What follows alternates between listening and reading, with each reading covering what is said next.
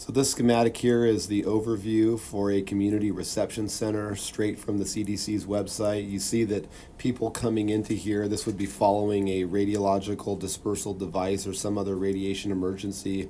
First, people are triaged, they get first aid if needed, and then they go into contamination screening through our portal monitors or other handheld devices. After there, it's a series of, do you need to be decontaminated, or do you have a dose assessment where a medical provider will establish some long-term care, and then they register you and you leave the CRC. This next sheet here is the flow sheet, and this is broken into a little bit better of the steps that we would take going through there. Again, all of this information is QR coded on the back of your field guides that should be in the hazmat vehicles as well as the fire engines, but you can see here we will go through the initial steps of initially, is someone highly contaminated? Do they have special needs? Or were they decon prior? And then we move down this flow sheet to, again, the left first aid is pretty self-explanatory, but you see in the wash section here, they go through several steps of, do we need to shower this person up to 3 times to reduce the contamination, or are they just going to be given their dose assessment and leave? On the right-hand side, you can see that there's an express lane if someone's already done, but it's pretty straightforward regarding how this is supposed to work. So you can see moving down the guide here, once people have been clean of external contaminants, they will go to cross over into the clean zone. They will meet with the medical provider and determine their level of dose assessment and what needs to be done for their specific case underneath the radiation dose assessment tab. Going through there, they want to make sure that they're registered so we can track these individuals, and then they will be moved to the discharge section, which they will be given, again, specific instructions for their case. Do they need a referral to follow up? Are they going home for shelter, or what the appropriate steps will be for that individual? Unit switches between dose rate and count rate. Dose rate, this is a dose rate filter. This should be on here, on dose rate, and you kind of hold it in front of you so you can see it at about 1 meter off the ground, and you're measuring what's coming at you. What are you going to measure coming at you? Alpha, beta, gamma? Gamma. Because alpha and beta, they're only traveling that far. You got to be right on it to detect it. But if we put it on count rate and we're doing a contamination survey, now we can detect alpha, beta, and gamma because we're really close to it, and we don't have this alpha beta filter that's preventing it from getting to it anyways. The third thing it does, the red button means mode. So U is unit, the red M is mode. You click that once, it says max. That's really cool when you're doing contamination surveys and whatnot, because if I'm surveying someone, and I see a max activity, I can pause, let it get its max number. I don't have to guess as the number's jumping around, or the old models with the needles that are jumping around. You remember the old model? Yeah.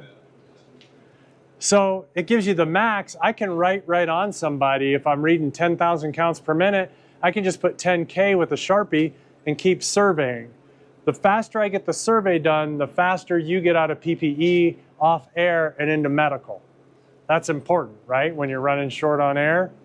The third thing it does when you hit it is go to a 1 minute count. The green button starts that count, so it's doing a 1 minute count for counts per minute.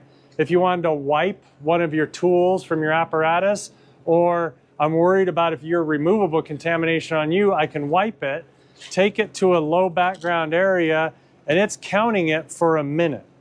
I can do other stuff, come back, put the next wipe in there, and count it. These devices all come with counting trays, so you're not laying the possibly contaminated wipe right on here. You put this on the tray, and you slide the wipes in and out underneath it.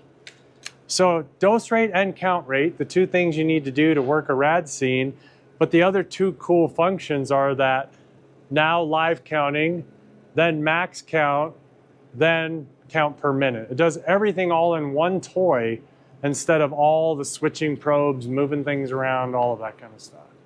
So everybody in Nevada now has these. So if you called for support somewhere out I-80, Humboldt has these. Pershing has these. Eureka has these. Everybody has the same toy across the state. So in this portion of the video, you'll see our team members that are using the standard portal monitor with the vehicle configuration kit. So what happens is the top piece of the portal monitor gets taken off, and since that normally houses the electronics, you'll see the team members using a wire that's included in the kit to connect the two posts together. You'll also see some oversized base plates on the ground, and those are in a separate kit that's labeled, and that supports the scintillator posts because they're not in their normal configuration. The wire is run across the ground, and then there is a rubber cover that goes over it to protect it while vehicles are driving through the device. Next, you'll see the team members aligning the two posts, so you can see that there is a yellow bar in the center of the display, and that's indicating that the laser light is not connected. You would think that they have to be directly parallel with each other, but you actually have to offset the far post by a couple inches to get the laser to line up. So right now they're going through the process of slowly kicking the base over. It's a little finicky to set it up, but once you have it in the correct location, you will get the green light on the display, and that tells you that you have it in the correct configuration. So once the technicians get the two sensors aligned, you will see that now the display shows green bars throughout the entire unit. The technician will then go to the setup function. You'll press that and it will give you several different options. They're going to select the vehicle kit mode here and then hit enter, and then you'll go through a series of acknowledging the alarm, and then you will see the unit recalibrate itself, and now it is ready to be used. But not too close on this case. As long as you don't hang out on this side, because literally, like right here, I'm reading background. The source is open. So this is just the plug. Pass that around. Lead and tungsten to help shield down the sources that we put in there. This was custom made for us out of a place in Canada, and we bought two of them, one for in the north, one for in the south.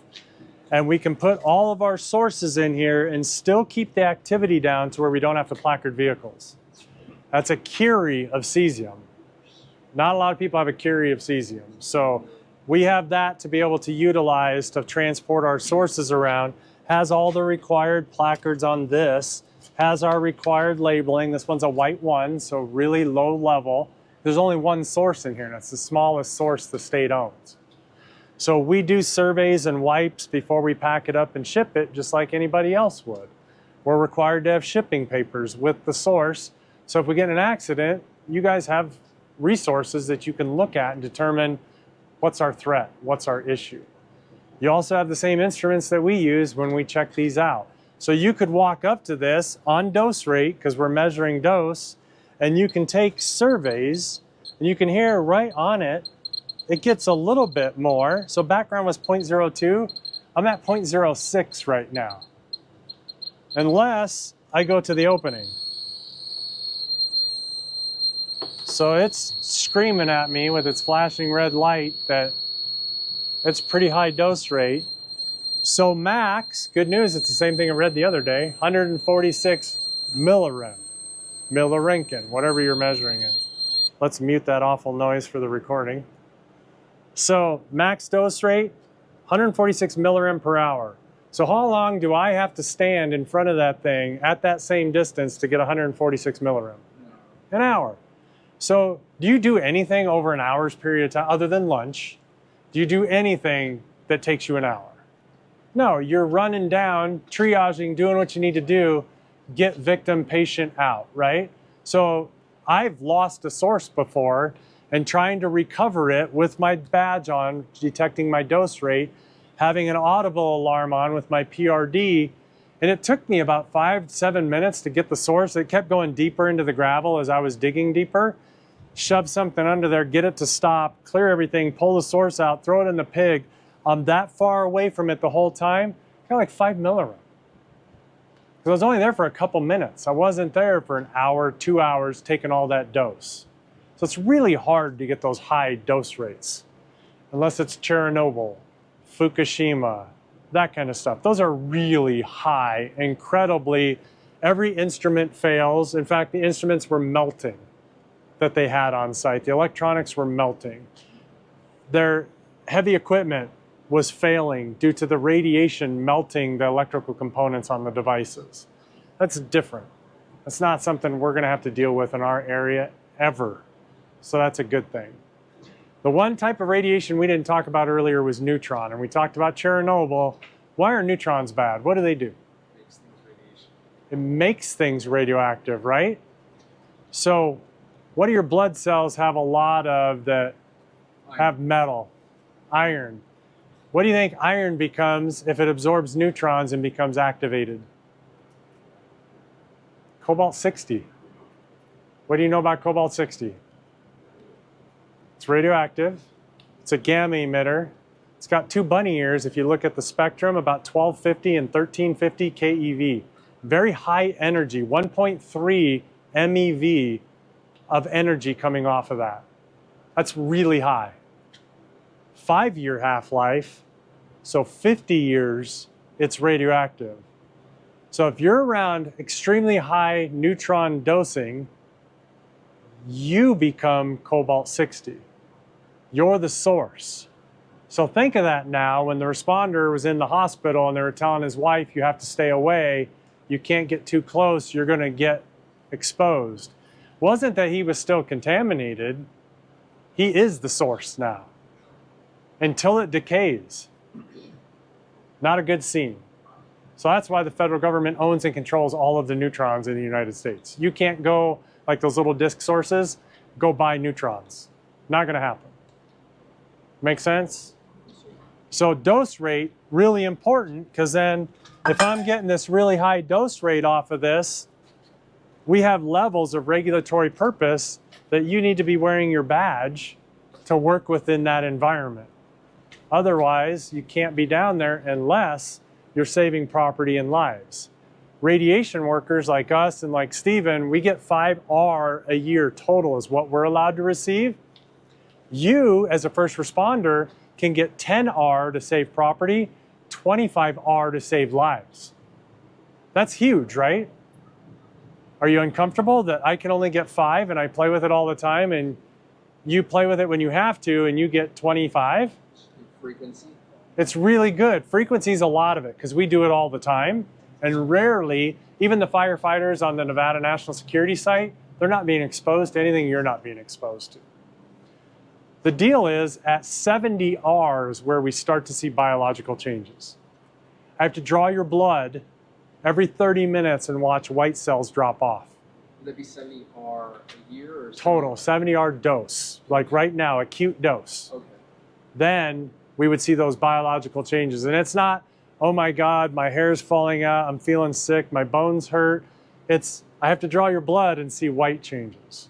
We get into that 150 to 200 R, you're gonna start to not feel well. You get to that 350 to 500 R, it's lethal to 50% of the population within 30 days. So that 25 R to save your buddy's life, it's really not that bad. It's just a very conservative approach for your health and safety as a responder.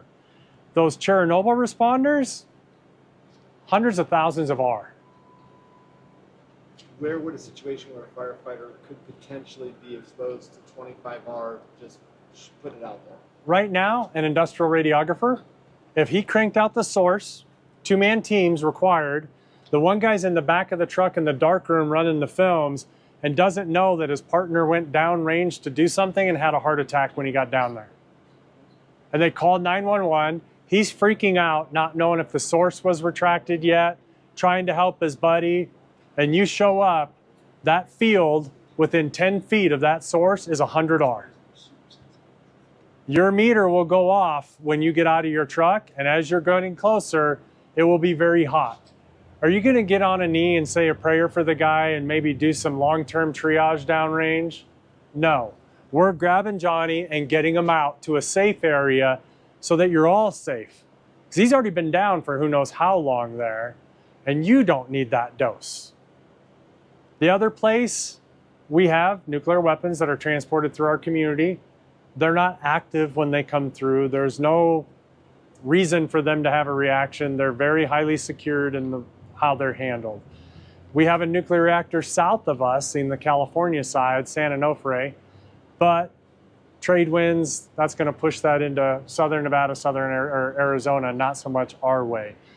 The mines. The mines have very big sources. You're the regional hazmat team. So those mines start as soon as you hit Pershing County that have very big sources. And we're talking 500 millicuries to 2 curies of cesium and cobalt. But they have hundreds of them, not just 1 or 2. All of the pipelines have gauges on them. Because, you know, like gamma.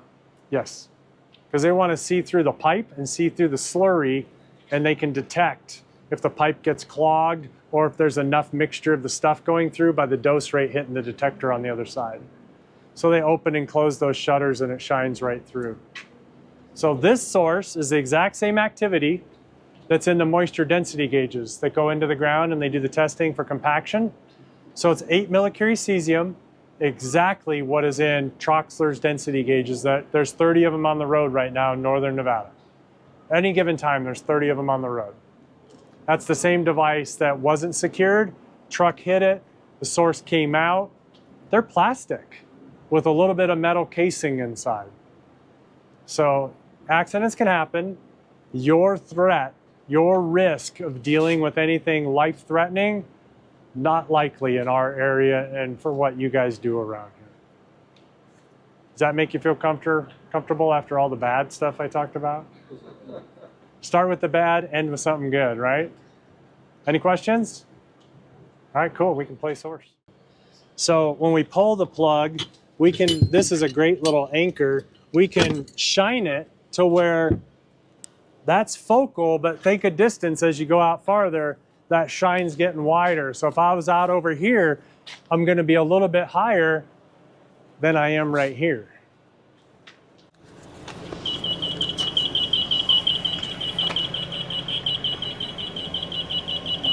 So this one's not freezing, but you saw it got way up there, right? So obviously, it's a huge background. So, and obviously it's gonna be, we're gonna think it's gonna be on the driver's side. But just make sure, even residual, it's still getting some in there. So we'll acknowledge, and it should start to zero out again. So it'll hang around your high limits. But yeah, just be sure and give that to secondary. If you're working with us on the law enforcement side, that's important to us, just from a criminal nexus standpoint. So the secondary team that he's referring to this is for pre-screening vehicles for an event. Like F1 in Las Vegas, everybody that enters it, the vehicles have to go through radiation pre-screening. And if there's a hit, then a secondary team will go over there, contact the driver, start to interview him. They go through a stepped process to protect themselves, but also figure out why this vehicle is alarming. For our perspective from the hazmat team, we'll most likely be doing screenings after an event happens to determine if people and vehicles are contaminated.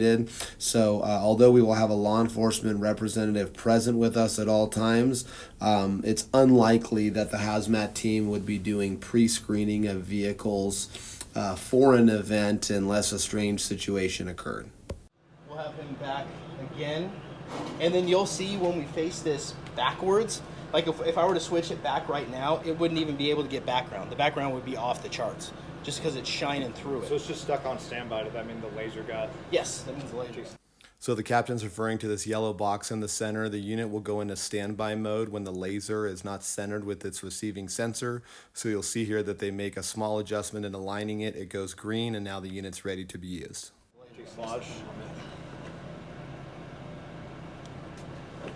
That's how finicky it is. Dude. Okay. You're good. So let's just say they house it in like the engine compartment or something like that. But I mean, it pops right away. And you'll see it's going down because the rest of the vehicle is not showing anything. You can acknowledge, and then it's Both of the Triad radiation portal monitors and their respective vehicle kits are located at Spark Station 1 on the corner of Victorian and 16th Street. They are in an easily accessible area where a vehicle can back up to this door on the right-hand side, and our staff can assist loading the units into a pickup truck, and then they can be rapidly deployed to a scene.